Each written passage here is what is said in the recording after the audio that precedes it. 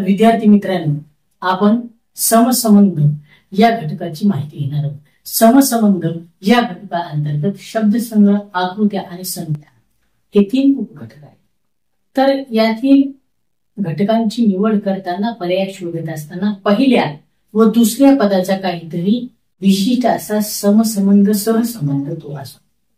आणि तोच सहसंबंध जो सहसंबंध पहिल्या 2 घटकात आहे, आपल्याला तिसऱ्या घटकाचा चौथ्या घटकाशी सहसंबंध जोडायचा असतो. आणि तो चौथ्या घटकातील पद शोधण्यासाठी आपल्याला पर्याय दिलेले असतात. त्या पर्यायातून या 2 घटकामध्ये पहिल्या जो सहसंबंध आहे तो तिसऱ्या आणि चौथ्या घटकामध्ये आपल्याला पूर्ण करायचा असतो. आणि यावरच आधारित काही शब्द, आकृत्या, संख्या हे आपल्याला येत असतात. आणि त्यावर आधारित नमुना स्वरूपाचे काही प्रश्न आपण अभ्यासूया आणि त्यातून समसंबंध हा जो घटक आहे तो आपण अभ्यासण्यासाठी तयार करूया. तर चला पाहूया समसंबंध. प्रश्न पहिला आहे, पहिल्या व दुसऱ्या पदातील समसंबंधाप्रमाणे तिसऱ्या व चौथ्या पदातील संबंध शोधून प्रश्नचिन्हाच्या ठिकाणी योग्य पद निवडा. प्रश्न पहिला आहे, साडी येवला.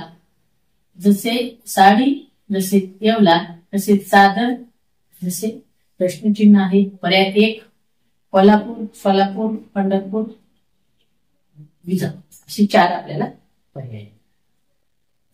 म्हणजे साडी जशी येवला तर चादर जसे काय, म्हणजे साडी ही येवल्याला बनते, येवल्याची साडी ही फेमस आहे. तशी चादर कुठे बनते किंवा चादर कुठे फेमस आहे, तर पर्यायामध्ये पर्याय क्रमांक 2 सोलापूर या ठिकाणची चादर प्रसिद्ध आहे. म्हणून या ठिकाणी प्रश्नचिन्हाच्या ठिकाणी सोलापूर हे जे पद आहे ते पर्याय क्रमांक 2 सोलापूर. त्यानंतर दुसरा आहे साप्ताहिक, आठवडा तर दैनिक. 1 दिवस, 2 महिना, 3 वर्ष, 4 दशक. साप्ताहिक जसं आठवडा तसं दैनिक. साप्ताहिक 7 दिवसाचा साप्ताहिक, आठवडा आणि दैनिक. म्हणजे साप्ताहिक जे असते ते आठवड्याला प्रसिद्ध होते आणि दैनिक हे कधी प्रसिद्ध होते तर ते प्रत्येक दिवशी म्हणजे दिवसाला होते. किंवा यामध्ये साप्ताहिक म्हणजे 7 दिवसाचं एकत्रीकरण, दैनिक म्हणजे काय तर तो दिवस असतो. अशाच पद्धतीने या ठिकाणी दिवस ही पद येईल. म्हणजे पर्याय क्रमांक 1 मधले पद आहे. त्यानंतर दुसरा प्रश्न आहे, प्रश्नचिन्हाच्या जागी येणारी आकृती पर्यायातून निवडा. 1 आहे 15 जसे 19 तसेच 7 जसे प्रश्नचिन्ह. पर्याय 1 6, 2 11, 3 13, 4 12. तर या दोन्हीचा जसा सहसंबंध आहे म्हणजे 15 अधिक 4 19 तसंच 17 अधिक 4 हे 11 होतात.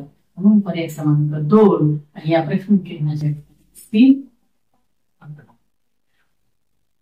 त्यानंतर प्रश्न दुसरा आहे, त्रिकोण जसे चौकोन तसे पंचकोन जसे काय. 1 पतंग, 2 पंचकोन, 3 आहे सप्तकोन आणि 4 आहे षटकोन. म्हणजे या ठिकाणी पाहिलं आपण त्रिकोणामध्ये 1 प्लस एक कोण वाढला किंवा एक बाजू त्यांनी वाढवली, 3 बाजू होत्या अधिक 4 केल्या तर चौकोन झाला. आता या पंचकोनामध्ये 1 बाजू वाढवावी लागेल, मग तो काय होईल, षटकोन होईल. पर्याय क्रमांक 4 मध्ये दिलेला आहे. म्हणजेच या ठिकाणी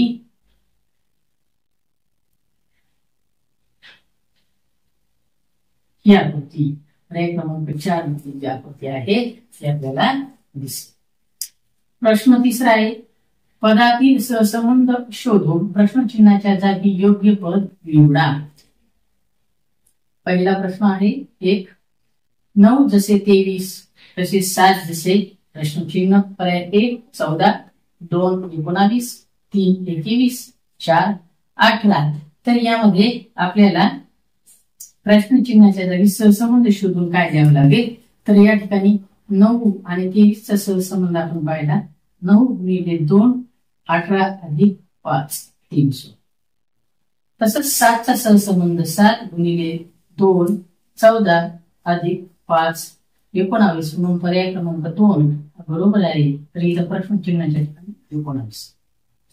त्यानंतर प्रश्न दुसरा आहे 24 जसे 36 तसेच 32 जसे प्रश्नचिन्ह. पर्याय 1 42, 2 48, 3 54, 4 52. तर या ठिकाणी आपल्याला 24 आणि 36 म्हणजे 12 दुने 24 या ठिकाणी आणि 12 त्रिक 36. मग अशी कोणती संख्या ज्याला आपण या संख्येला आपण 12 ने भागलं, भागिले 12 केलं तर इथं 2 येत आहे. पुन्हा या संख्येला सुद्धा 12 ने भागलं तर 3 येत आहे. मग या संख्येला तसंच कोणत्या संख्येनं भागितल्यानंतर 2 येईल भागिले किती म्हणजे 2 येईल तर ते आहेत 16 भागिले 16 ने भागितलं 2 येईल. कोणत्या संख्येला 16 ने भागितल्यानंतर 3 येईल म्हणजे 16 आणि 3चा आपण गुणाकार केला ते 48 येत आहे. म्हणून पर्याय क्रमांक 2 या ठिकाणी 48 जर आपण लिहिले त्याला 16 ने भागितलं तर 3.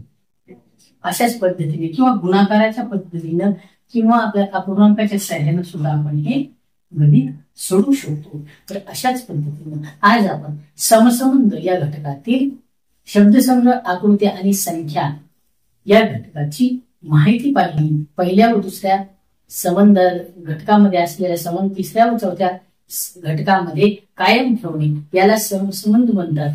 हे आपण आज अभ्यासलं. धन्यवाद.